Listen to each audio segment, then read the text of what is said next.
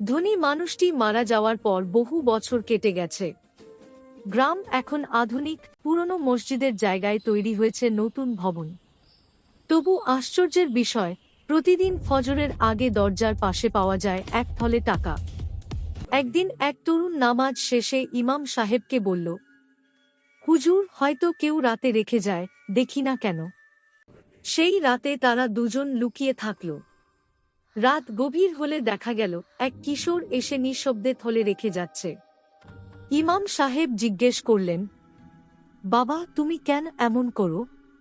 ছেলেটি মৃদু হেসে বলল, আমার দাদা এমন করতেন, আমি শুনেছি। তিনি বলতেন, আল্লাহর জন্য দান গোপনে করলে আকাশের ফেরেশতারা দোয়া করে। তাই আমিও রাখি। শিক্ষা: একটি নেক কাজ যদি নিঃস্বার্থভাবে করা হয়, তার আলো প্রজন্ম পেরিয়ে ছড়িয়ে যায়।